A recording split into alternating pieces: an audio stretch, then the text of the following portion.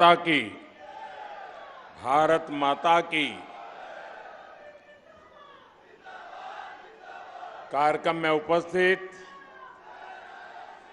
राजस्थान के आदरणीय मुख्यमंत्री श्रीमान अशोक गहलोत जी, मध्य प्रदेश के गवर्नर और आदिवासी समाज के बहुत बड़े नेता श्री मंगूभाई पटेल, गुजरात के मुख्यमंत्री श्री भूपेंद्र भाई पटेल, मध्य प्रदेश के मुख्यमंत्री श्रीमान शिवराज सिंह जी चौहान, मंत्री परिषद के मेरे सहयोगी श्री फग्गन सिंह कुलस्ते जी, श्री अर्जुन मेघवाल जी,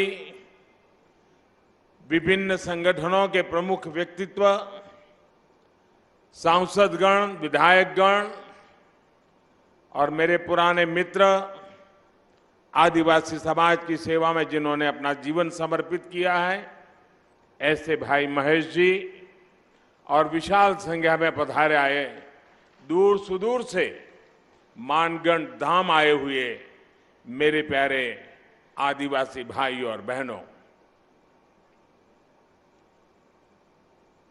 मेरे लिए खुशी की बात है कि मुझे आज फिर एक बार मानगढ़ की इस पवित्र धरती पर आकर के सर झुकाने का अवसर मिला है।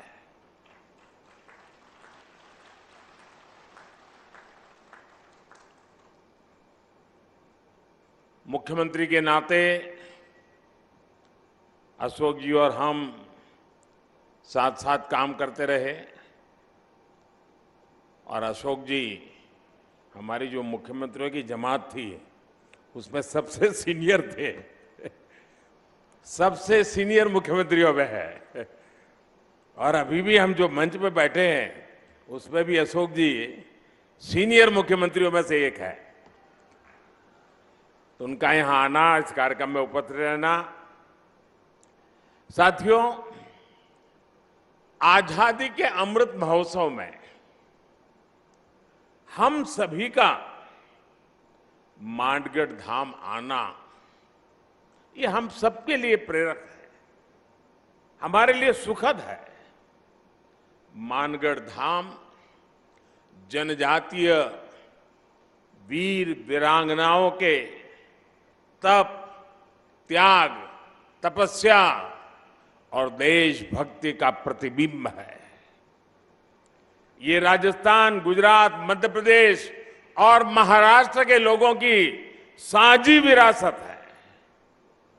परसों यानी 30 अक्टूबर को गोविंद गुरु जी की पुण्यतिथि थी। मैं सभी देशवासियों की तरफ से गोविंद गुरु जी को पुनः श्रद्धांजलि अर्पित करता हूं। मैं गोविंद गुरु जी की तप तपस्या, उनके विचारों और आदर्शों को प्रणाम करता हूं। भाई और बहनों, गुजरात का मुख्यमंत्री रहते हुए मानगढ़ का जो क्षेत्र गुजरात में पड़ता है, मुझे उसकी सेवा का सौभाग्य मिला था।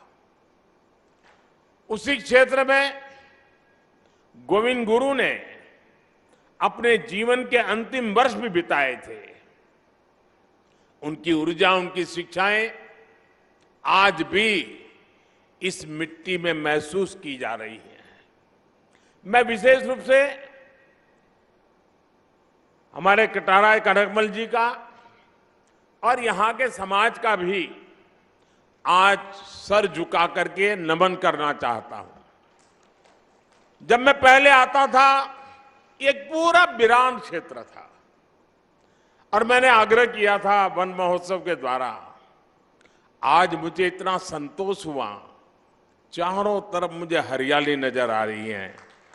आपने पूरे श्रद्धाभाव से वन विकास के लिए जो काम किया है, इस क्षेत्र को जिस प्रकार से हरा भरा बना दिया है, मैं इसके लिए यहां के सभी साथियों का हृदय से आज मैं अभिनंदन करता हूं।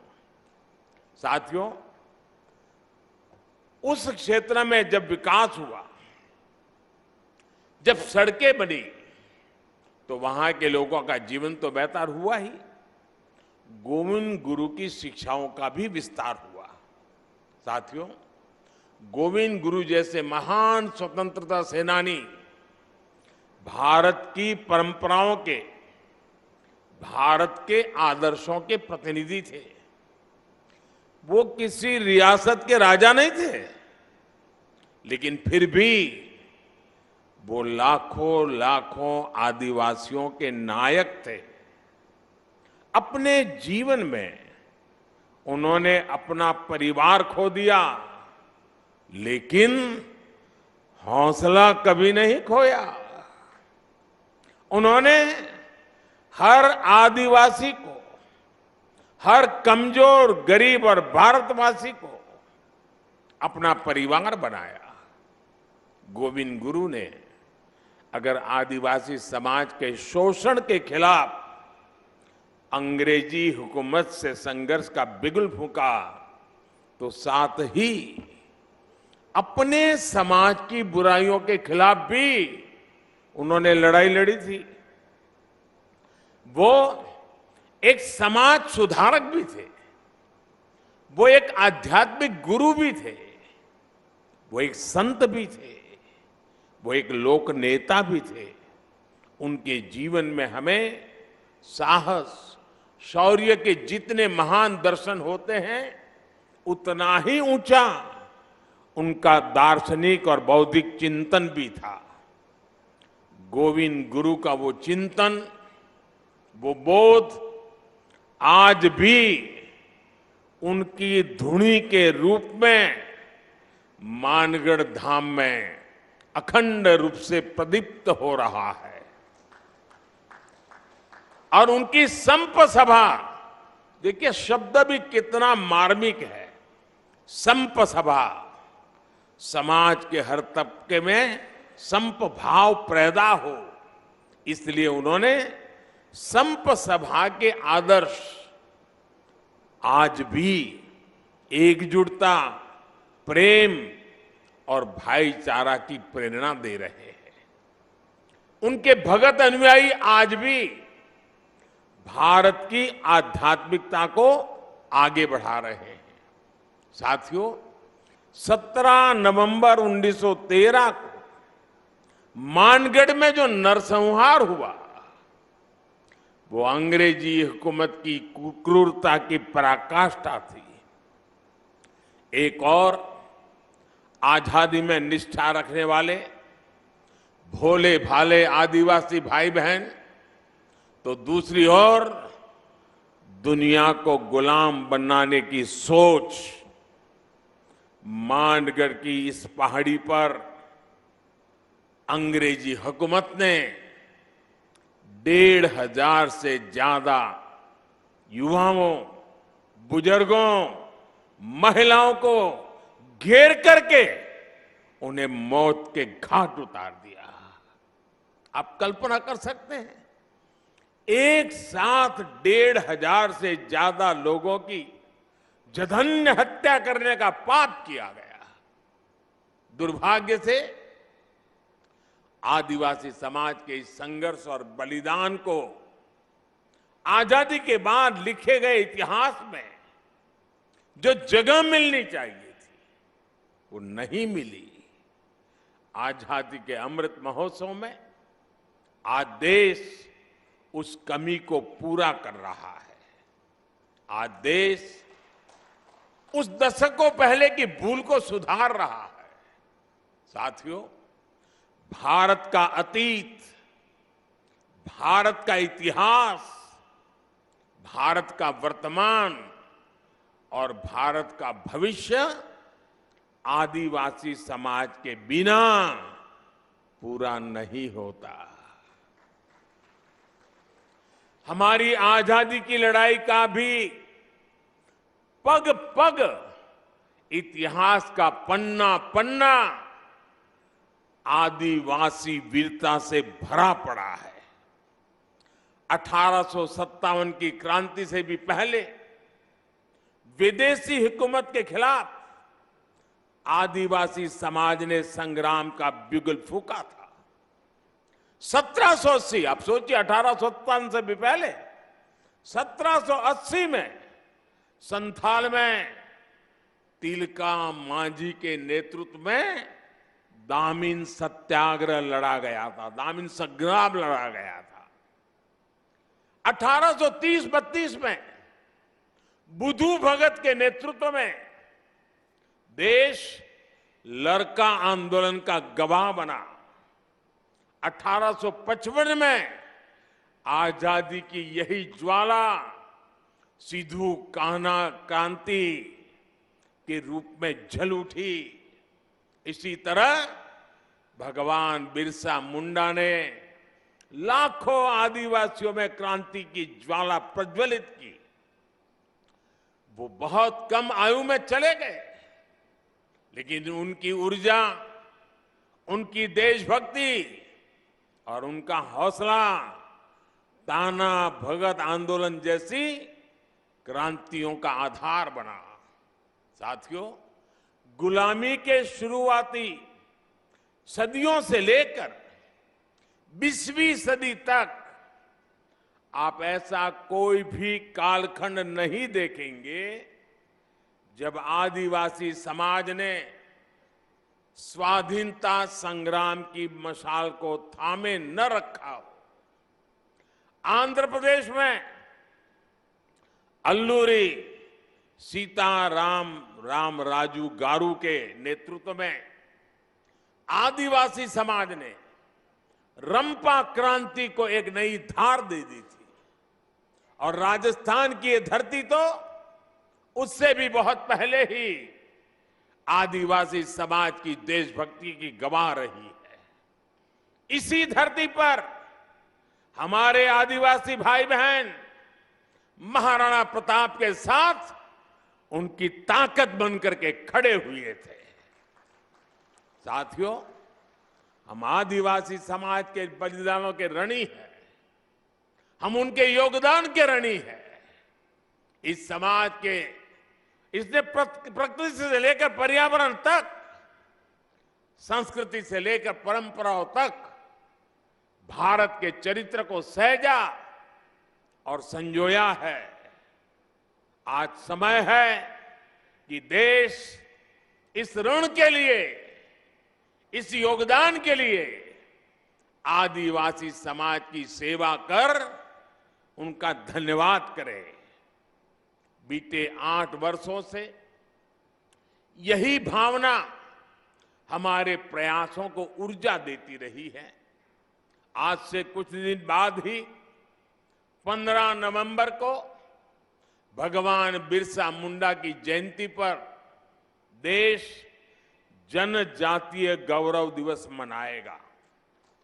आदिवासी समाज के अतीत और इतिहास को जन जन तक पहुंचाने के लिए आज देश भर में आदिवासी स्वतंत्रता सेनानियों को समर्पित विशेष म्यूजियम बनाए जा रहे हैं।